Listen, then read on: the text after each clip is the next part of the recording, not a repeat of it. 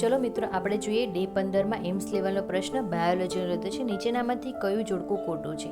CCA એક hormone અને કાર્યનું આપ્યું છે. સીસીકે પિત્તાશયનું સંકોચન કરે છે. એવા 4 ઓપ્શન આપેલા છે. તો શું જવાબ આવશે? તો કે હા, સીસીકે છે પિત્તાશયનું સંકોચન કરે છે. જીઆઈપી જઠરસ્રાવને અવરોધે છે, પણ એએનએફ છે રુધિરનું દબાણ વધારતું નથી. બરાબર. અને એડીએચ પાણીનું પુનઃશોષણ વધારે છે.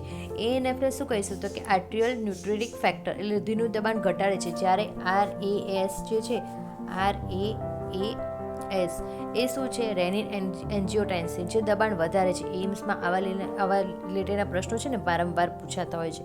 સો નીટની એક્ઝામમાં પણ એવા પ્રશ્નો આવવાનું ચાલુ થઈ ગયું છે. તો તમે એ રીતની પરીક્ષા પ્રિપેરેશન કરજો. તો એના શું સાચો જવાબ થશે? એએનએફ, રુધિરનું દબાણ સાચો જવાબ થશે. ડેલી આવા પ્રશ્નો સોલ્વ કરવા માટે હમણાં જ મારી ચેનલ લાઈક અને સબસ્ક્રાઈબ કરો. ડેલી હું લોંગ વિડીયો પણ અપલોડ કરું છું, જેમાં દરેક ચેપ્ટરનો 200 MCQ લાવું છું. 100 MCQ છે NCERT બેઝ રહેશે, 100 MCQ છે એ એમ્સ રિલેટેડ રહેશે. તો એના માટે જ હમણાં મારી ચેનલ લાઈક અને સબસ્ક્રાઈબ કરી દેજો. Thank you so much.